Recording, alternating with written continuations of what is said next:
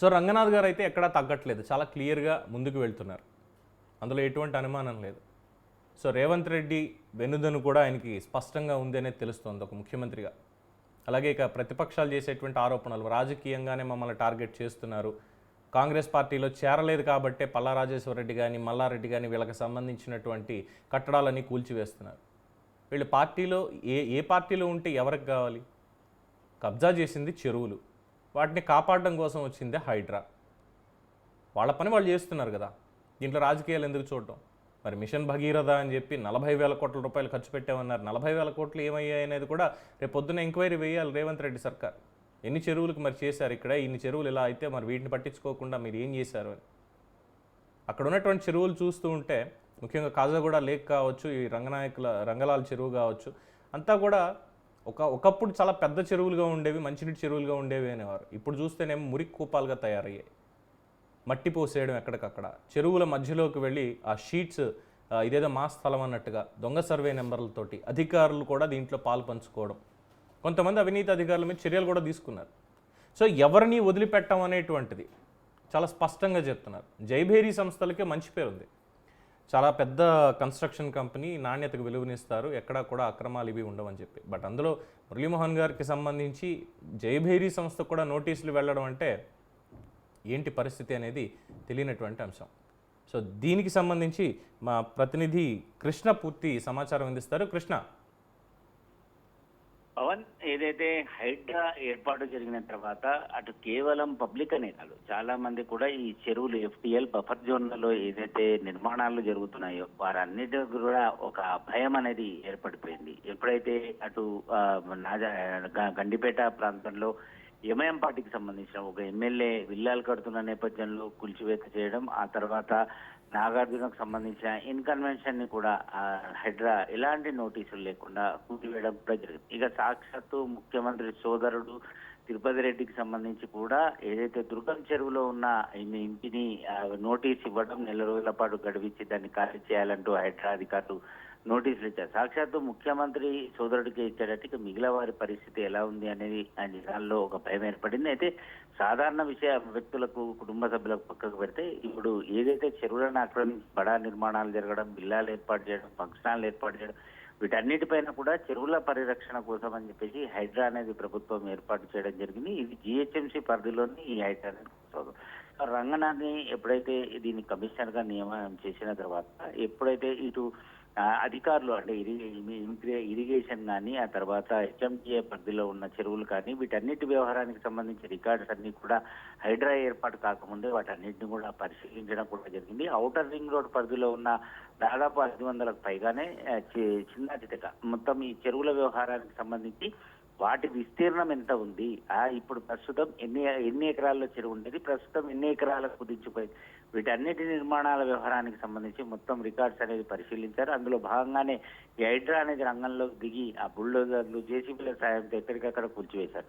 తాజాగా ఇక ఇది జయభేరి కన్స్ట్రక్షన్ వ్యవహారం సంబంధించి ఏదైతే టీడీపీ మాజీ ఎంపీగా ఉండి ప్రస్తుతం సినీ నటుడైన మురళీమోహన్ కూడా ఇప్పుడు హైడ్రా భయం అనేది వెంటాడుతోంది. ఈ కాజాగూడ, ఈ రామరాజ్ చెరువు ఏదైతే ఉందో దాంట్లో జయభేరికి సంబంధించిన కన్స్ట్రక్షన్ అనేది జరగడం, ఆ చెరువు వ్యవహారానికి సంబంధించి వాటన్నిటిని కూడా నగరంలో ఏదైతే డిస్మెంట్ అవుతుందో ఆ మట్టి వ్యవహారానికి సంబంధించి వాటన్నిటిని తీసుకొచ్చి చెరువులో మొత్తం కూడా మురికి కూపంగా మార్చి వాటిని మొత్తం కూడా పూడ్చివేసి, మట్టితో పూడ్చివేసి అక్కడ ఈ బ్లూ షేడ్స్ ఏవైతే టిన్స్ ఉంటాయో వాటితో ప్రహరీ గోడలాగా నిర్మాణం చేసి కన్స్ట్రక్షన్ అనేది చేపడుతున్నట్లుగా హైడ్రా దృష్టికి వచ్చింది. వాటన్నింటినీ కూడా హైడ్రా పరిశీలన కూడా చేసి మురళీమోహన్ వ్యవహారానికి సంబంధించి ఏదైతే కన్స్ట్రక్షన్ ఉందో వాటన్నిటికి కూడా 15 రోజుల్లో నోటీస్ ఇచ్చింది. ఆ నోటీస్ వ్యవహారానికి సంబంధించి ఖచ్చితంగా దాన్ని వీళ్ళ కనుక 15 రోజుల్లో స్వయంగా కూల్చివేసుకోవాలి, లేదంటే తామే వచ్చి కూల్చివేస్తామంటూ అల్టిమేటం కూడా జారీ చేయడం కూడా జరిగింది. ఇటీవల కాలంలో చూసుకుంటే హైడ్రా ఏర్పాటై ఎప్పుడైతే ఇన్కన్వెన్షన్ కూల్చివేసిన తర్వాత చాలా మంది ఇటు కార్పొరేటర్లు కానీ, నేతలు కానీ చాలా మంది కూడా తమ ప్రాంతాల్లో ఉన్న చెరువులు ఆ కబ్జాలకు గురైన వ్యవహారాలన్నీ కూడా రంగనాథ్ దృష్టికి తీసుకొచ్చారు.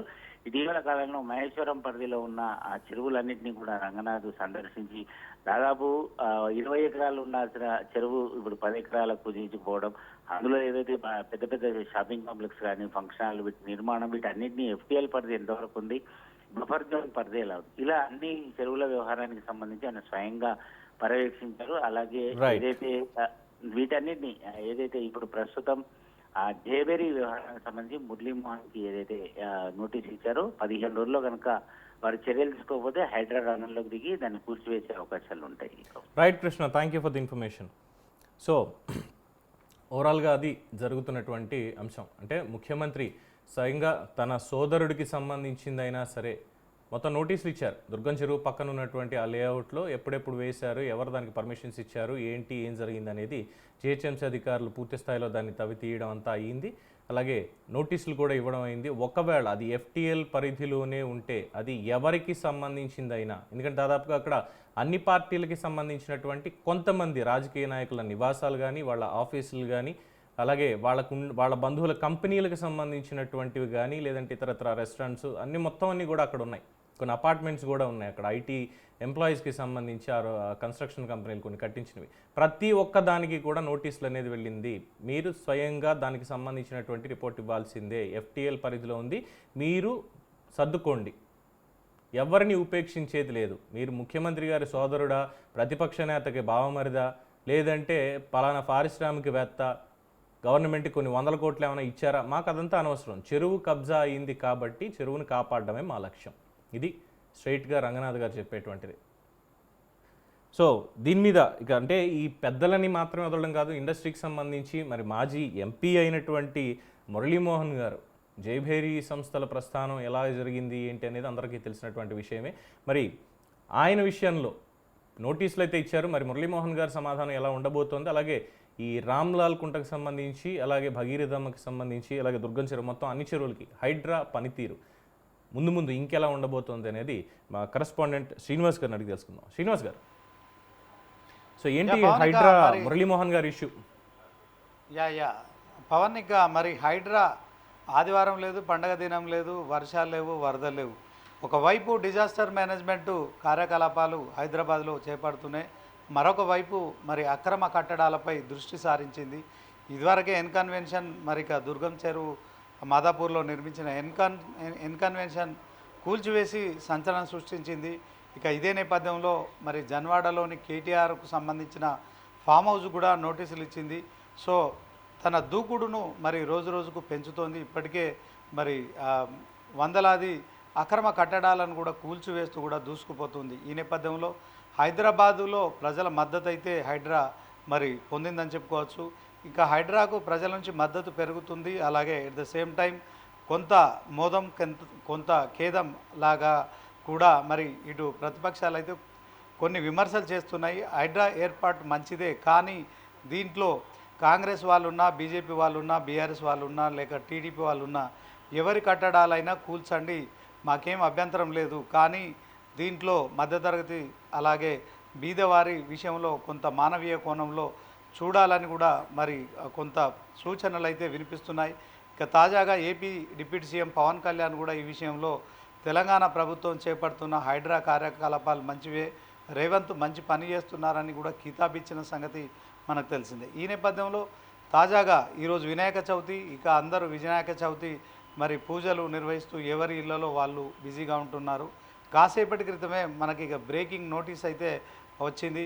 ఇక దీంట్లో మరి జేబెరీ గ్రూప్ ఆఫ్ కంపెనీస్ గురించి హైదరాబాద్లోనే కాదు, తెలంగాణలో కాదు, ఆంధ్రప్రదేశ్లో మొత్తానికి ఓవరాల్ ఇండియా వైజ్గా కూడా జేబెరీ గ్రూప్ అనేది ఒక పెద్ద ప్రముఖ real estate company, construction company. దీనికి మరి చైర్మన్గా ఉన్న మురళీమోహన్ కూడా మనందరికీ తెలిసిందే. ఆయన సినిమా హీరో, సినిమా నటుడు, వందల సినిమాల్లో కూడా యాక్ట్ చేశారు.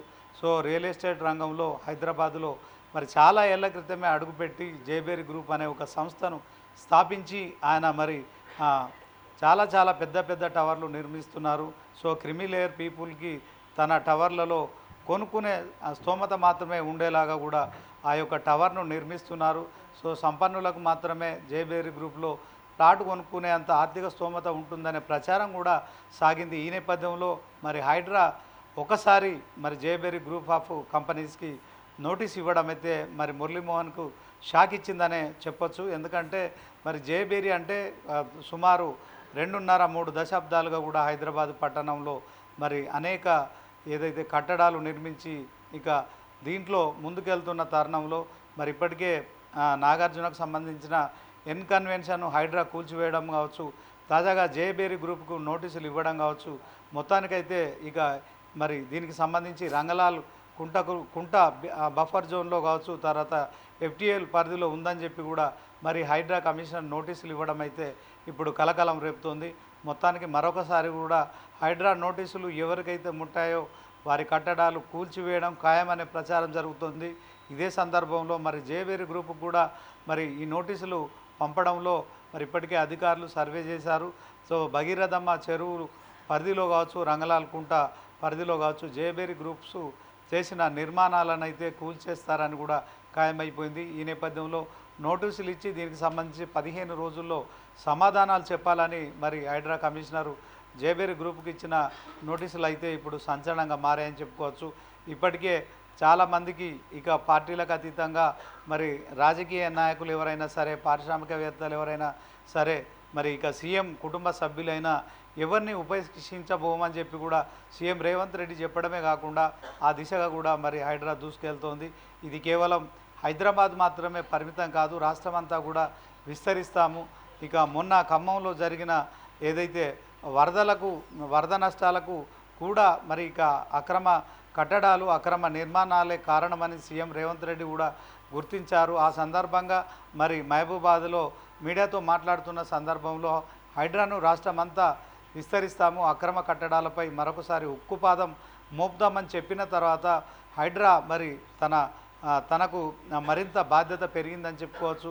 ఇదే క్రమంలో గ్రేటర్ హైదరాబాదు పరిధిలో కూడా ఇప్పుడు హైడ్రా కార్యకలాపాలు 3 జోన్లుగా విభజించి విస్తరించబోతున్నారు. మరి దీనికి సంబంధించి జిహెచ్ఎంసీ అధికారులు కావచ్చు, రెవెన్యూ అధికారులు కావచ్చు, సో దీంట్లో మరి పూర్తిగా నిమగ్నమైపోయి ఉన్నారు. ఎక్కడైతే కంప్లైంట్స్ వస్తున్నాయో తమ దృష్టికి వచ్చిన ప్రతి కంప్లైంట్ను సర్వే చేయడము, తర్వాత అది ఎఫ్టీఎల్ పరిధిలో ఉందా, బఫర్ జోన్లో ఉందా, 111 పరిధిలో ఉందా, లేక నాలాను ఆక్రమించి కట్టారా, ఇలాంటి అంశాలన్నింటినీ క్షుణ్ణంగా పరిశీలించి 1-2 సార్లు రికార్డులన్నీ కూడా తనిఖీ చేసుకొని సో అది అక్రమం అని తేలిన క్రమంలో నోటీసులు ఇస్తున్నారు.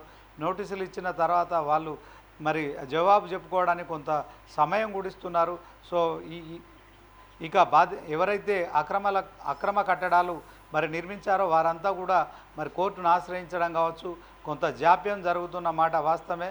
అయినప్పటికీ కూడా హైడ్రా వెనక్కి తగ్గకుండా మరి ముందుకు దూసుకెళ్తోంది. అక్రమ కట్టడాలు ఎవరివైనా సరే, కాంగ్రెస్ మంత్రులవైనా సరే, బీఆర్ఎస్ మాజీ మంత్రులవైనా సరే, చివరికి మరి ఎవరి అయినా కానీ ఉపేక్షించేది లేదు. ఇందులో బీజేపీ వారి అయినా సరే, ఎంఐఎం పార్టీ వారికి సంబంధించిన అయినా సరే, సో ఇప్పటికే మరి కూల్చివేస్తామని ప్రకటించిన నేపథ్యంలో హైడ్రాకు రాష్ట్ర వ్యాప్తంగా కూడా మరి చేస్తున్న కార్యకలాపాలపై ఆసక్తి అయితే ప్రతిరోజు కనిపిస్తుంది. హైడ్రా ఈరోజు ఎవరికి నోటీసులు ఇచ్చింది, ఎక్కడ కూల్చివేస్తుందనే విషయంలో తెలంగాణ ప్రజలంతా కూడా ఆసక్తిగా చూస్తున్నారు. దీంట్లో మరి ఆంధ్రప్రదేశ్ నుంచి డిప్యూటీ సీఎం పవన్ కళ్యాణ్ కూడా హైడ్రా లాంటి సంస్థను ఒకటి ఏర్పాటు చేయాలనే విషయంలో మరి ఆలోచిస్తామని చెప్పడం కావచ్చు.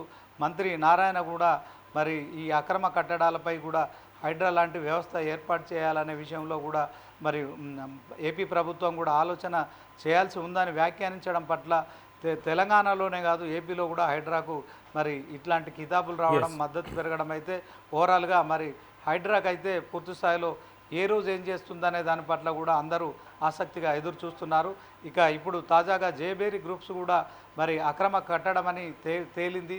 దీంట్లో మురళీమోహన్కు సంబంధించిన మరి ఏదైతే కట్టడాలు ఉన్నాయో వాటిని కూడా కూల్చివేస్తామని చెప్పడం అయితే ఈరోజు మరి వినాయక చవితికి సంబంధించి కూడా ఒక షాకింగ్ న్యూస్గా చెప్పుకోవచ్చు. దీంట్లో మరి మురళీమోహన్ గత కొన్ని దశాబ్దాలుగా కూడా రియల్ ఎస్టేట్ వ్యాపారం చేస్తూ కన్స్ట్రక్షన్ కంపెనీ కంపెనీలు నడుపుతూ ఎన్నో వెంచర్లు చేశారు. ఆ వెంచర్లలో ఇప్పటి వరకు మరి ఎలాంటి రిమార్కు రాలేదు. కానీ తాజాగా ఇప్పుడు వస్తున్న ఏదైతే మరి హైడ్రా నోటీసులు అయితే మాత్రం మురళీమోహన్కు గట్టి ఎదురు దెబ్బగా కూడా చెప్పుకోవచ్చు. Power right, thank you Srinivas. So ఓవరాల్గా హైదరాబాద్లో జరుగుతున్నటువంటి ఈ హైడ్రా కార్యకలాపాలు వీటిని రాజకీయ నాయకులు కానీ మిగతా వాళ్ళు ఎలా తీసుకుంటున్నారు ఏంటి అనేది పక్కన పెడితే సామాన్య ప్రజానీకం ముఖ్యంగా అంటే lake view, lake front, lake premises ఇలాగా పేర్లు పెట్టేసి బహుళంతస్తుల భవనాలు నిర్మించి అందులో అపార్ట్మెంట్లు అమ్మేస్తున్నారు. కొనుక్కునే వాళ్ళందరూ సామాన్య ప్రజలే. ఒక ఇల్లు ఉంటే బాగుంటుంది, చక్కగా పర్యావరణానికి దగ్గరగా ఇగో ఈ చెరువు పక్కనే ఉంటే చల్లగాలి వస్తూ ఉంటుంది మనకి అనేటువంటిది, ఒక వ్యూ బాగుంటుంది అనే దాంతో ఇష్టపడి కొనుక్కుంటున్నారు. కానీ చివరికి బాధితులు కూడా వాళ్ళే మిగులుతున్నారు. చెరువుల పక్కన ఇప్పుడు ఉన్నటువంటి అపార్ట్మెంట్లు అన్నీ కూలగొడితే వాళ్ళకి నష్టపరిహారం ఎవరిస్తారు?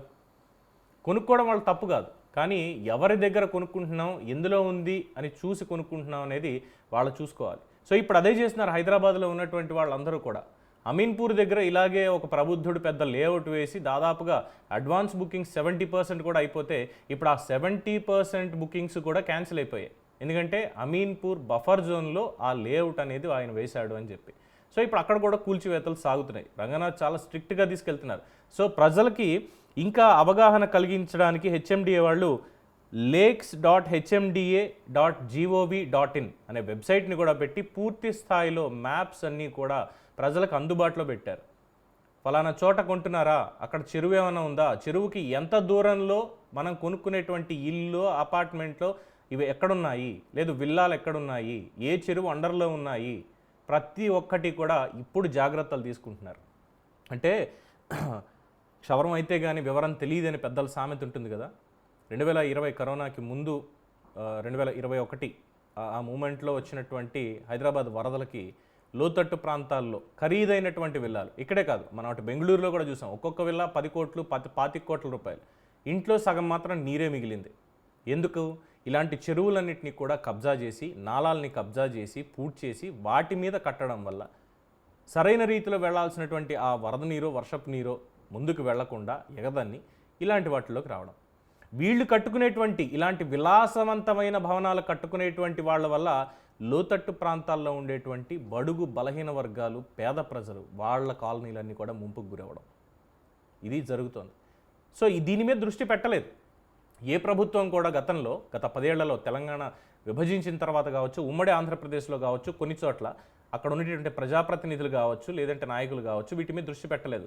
ఎంతకాలం ఫుట్పాత్ మీద బజ్జీలు అమ్ముకుంటున్నాడు, లేదంటే పాన్ డబ్బా పెట్టుకున్నాడు, కూరలు అమ్ముకుంటున్నారు, ఇవన్నీ కూడా ఎంక్రోచ్మెంట్సే, ఫుట్పాత్ మీద ఇవన్నీ చేయకూడదని చెప్పి వాళ్ళ మీదకి వెళ్ళి బుల్డోజర్లు నడిపించారు తప్ప బడా బాబుల జోలికి వెళ్ళలేదు. కానీ ఫర్ ద ఫస్ట్ టైం తెలంగాణలో కాంగ్రెస్ ప్రభుత్వం ఏర్పడడం, రేవంత్ రెడ్డి నాయకత్వంలో ముఖ్యమంత్రిగా ఐపీఎస్ రంగనాథ్ని తీసుకొచ్చి హైడ్రా కమిషనర్గా పెట్టడం, కాంప్రమైజ్ అనేది లేకుండా, ఎక్కడ కన్విన్స్ అవ్వకుండా, ఎటువంటి ఒత్తిడికి తలొగ్గకుండా, అది కాంగ్రెస్ పార్టీయా ఇంకొకళ్ళ అనేది అనవసరం.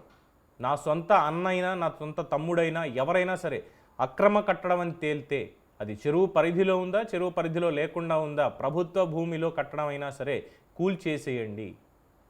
అందుకే Hyderabad disaster response and asset management అని చెప్పి దానికి పేరు పెట్టారు హైడ్రాకి.